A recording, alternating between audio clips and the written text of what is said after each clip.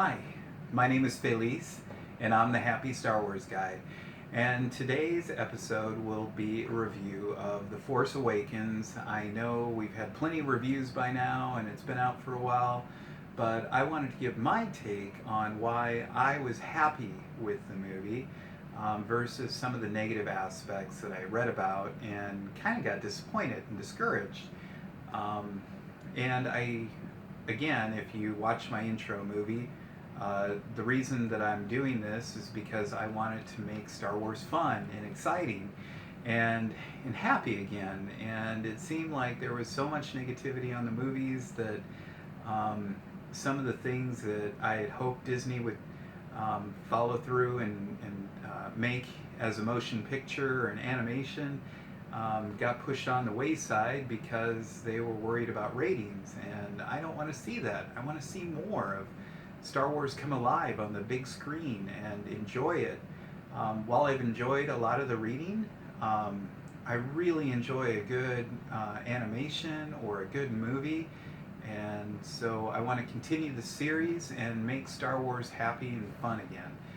Um, so, The Force Awakens was a long-awaited movie. It was the seventh movie in a 9-episode storyline of Star Wars, and more specifically, the story of the Skywalker family, which we found out when George Lucas decided to make the prequels. He wanted to focus on the story of the Skywalkers. And that's how this whole thing evolved. He had this big vision, and eventually we are finally getting to see everything come to an end this winter.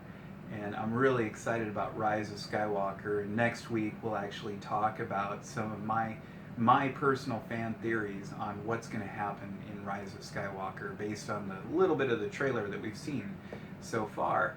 But to get back to The Force Awakens, the thing that I noticed was one of the major ideas that people were a little frustrated about was actually the environment and the planets that the storyline takes place on. We're in a desert again, and we were in a desert in A New Hope and on Tatooine, and then we're in a forest environment when we go to visit Maz, and then we're on an ice planet when we go to the First Order's mega Death Star planet, Star Killer Base.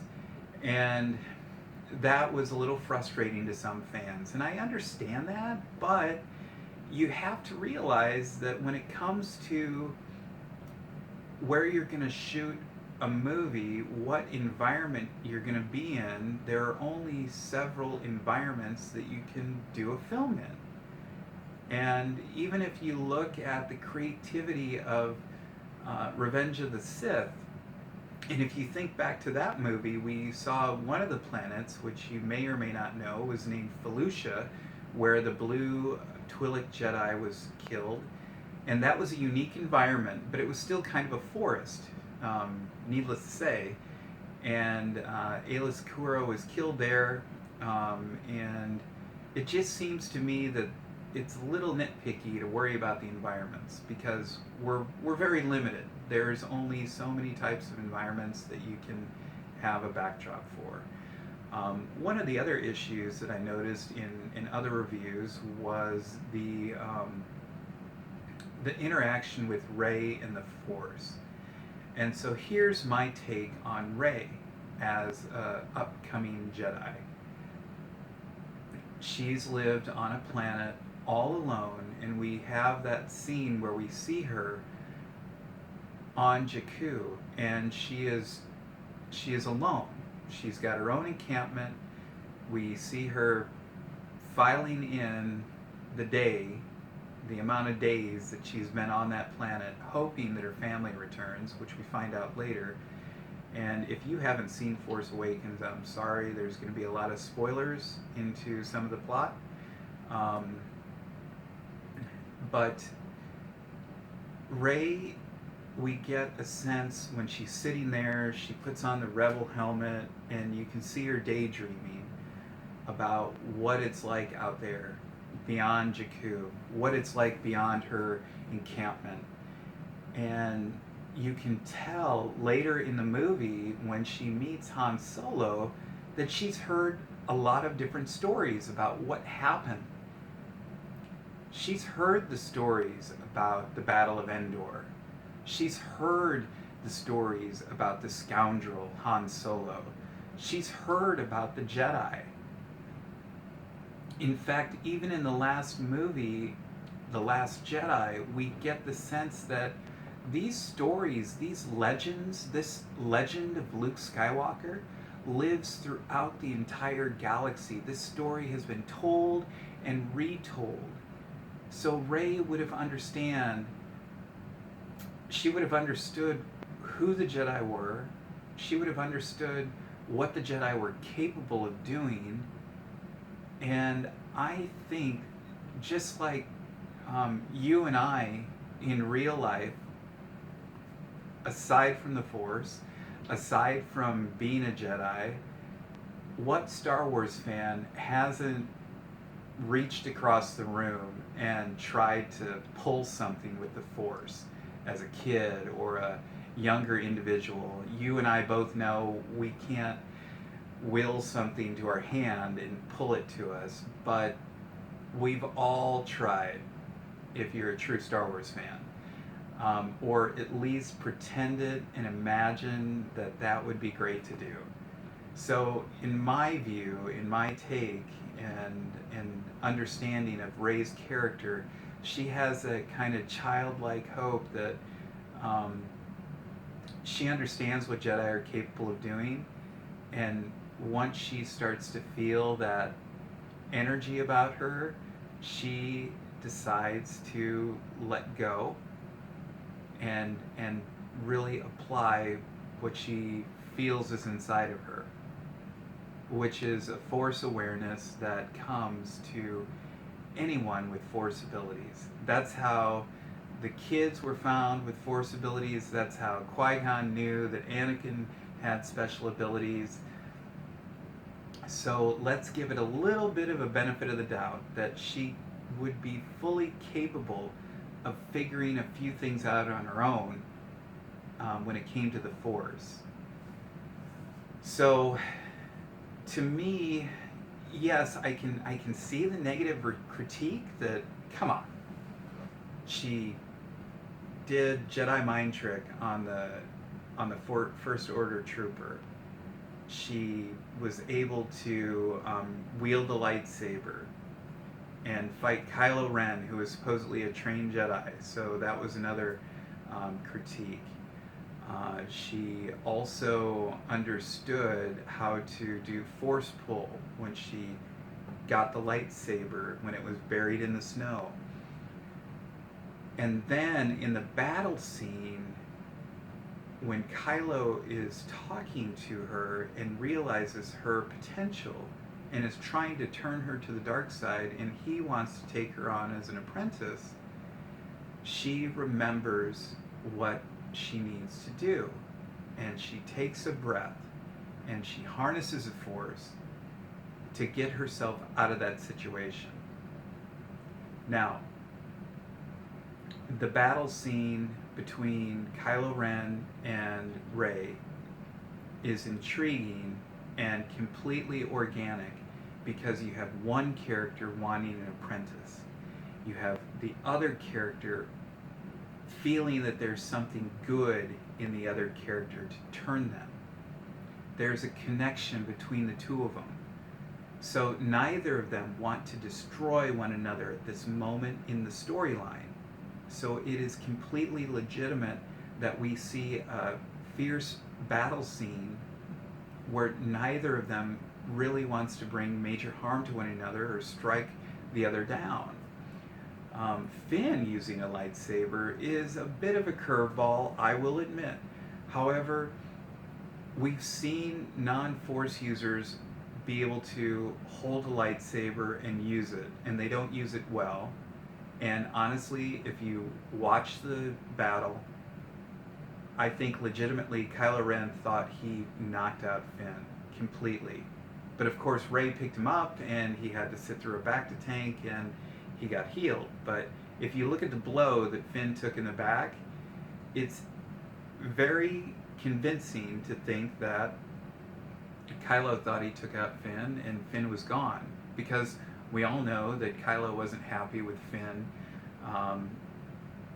not following orders and not being a part of the First Order and defecting. So we know that too. But like I said, I am giving more of a deeper perspective, in my opinion, after studying literature. I was an English major for a while and reading many different types of myths and stories. I think that Force Awakens was spot on with how it developed the characters, because we're not just introducing specific characters into one movie and then they're gone. There is an evolution for these characters. So we know that Finn is an important character, Poe Dameron is an important character, Rey is an important character, Kylo Ren is an important character, Snoke is somewhat of an important character. So there's going to be some continuity into how they interact, especially in this first introduction to the next chapter in the saga of the Skywalker family. So for me, I'm not very bent out of shape that Rey understood how to use the Force and she adapted to it and figured it out, because I think that any person who had heard the great stories of the Jedi and also knowing that there was something different about her would be able to do a few Force abilities with a little bit of, a little bit of imagination and letting go and realizing that they're capable of doing something really great. The other thing that I noted in the movie as I was watching it that I could see people getting a little bent out of shape about was the way that we have this Dark Jedi who's really powerful, had the Knights of Ren, we knew about them in the visions, we've seen them. Snoke really thinks that Kylo Ren is really powerful, and yet we see kind of an adolescent attitude towards life, being very rage-filled and kind of, as my kids actually said, a whiny guy. They actually nicknamed him Krylo. However, if you think about the evolution of Anakin and Anakin's movement into the Force, he had his moments. If you look at Darth Vader, even Darth Vader in his maturity after Anakin became Darth Vader was still caught up in anger and had anger issues. Let's face it, everybody knows about Force choke who's watched Star Wars, and anytime anybody ever remotely crossed Darth Vader, he would reach across the universe and Force choke him to death and then replace him with somebody else. So my review is Kylo Ren's rage in the ship when you see the stormtroopers just turn away like, oh shoot, I can't believe I'm seeing this. We want to get out of here so we don't get cut in half. A little bit of benefit of a doubt. It's just something that is unique about Kylo. He's still trying to figure out his place. In the movie, it's focused on him having a struggle between who he is, who he was, and who he wants to be. So I think we can all relate to what it means to struggle with the past, present, and future. And Kylo Ren in his story is bent on him becoming as great of a Jedi as his grandfather. Him feeling like he's got to fill these shoes. And we see those scenes where he's talking to Darth Vader's helmet that he acquired and hallowing it so much. So, in my opinion, I think that it is a really good storyline. I think that it was a really good development, and it led into a really strong storyline in The Last Jedi. Of course, at the end of Force Awakens, we wanted to see a little bit more reaction between Luke and Rey when she finally brings the lightsaber to him that was his. And we still don't exactly know where that came from, but we have some suspicion due to some novels that were written after the movie was released. So, with that being said, I think Force Awakens was a really great movie. It was so exciting to see it back on the big screen, that being Star Wars again. Because up until that point, we really hadn't seen a Star Wars movie since Revenge of the Sith on the big screen. And to see Force Awakens on the big screen was really exciting for me. And I hope it was exciting for you. And I hope that some of the disappointments were, maybe your thoughts were changed from watching this video. Again, I think, and I have full faith that J.J. Abrams will do a great job of bringing it home in this last movie. And next week, I will tell you my thoughts on how J.J. could potentially really truly do a wonderful job of wrapping things up. And we're going to end up talking about storylines that are brought out of the comic books, revelations that come out of the novels that are in between Revenge of the Sith and Return of the Jedi and Force Awakens, and just various other novelizations that shed light onto some of the backstory that we're missing in the movie, that just couldn't be put in there just due to time. And let's face it, the stories were very focused on an evolution. Force Awakens had a big job of introducing new characters that we had to appreciate and latch on to, and it had some of the old characters that we truly loved and adored, as in Han Solo, Chewbacca, and Princess Leia, C-3PO, R2-D2. And I really think the cinematography, the flashbacks, those scenes really did a great job of bringing things together and moving us forward into the final chapter of the Skywalker story. Again, next week we're going to discuss my fan theories on what I think we might see in Rise of Skywalker. I'm going to warn you at the end of this video, if you haven't watched, and I've said this before, and I'll say it again, if you haven't watched Star Wars Rebels, if you haven't read some of the Marvel comics, if you haven't read some of the stories, there may be some spoilers. So there will be some spoiler alerts in the next video that I put out next week.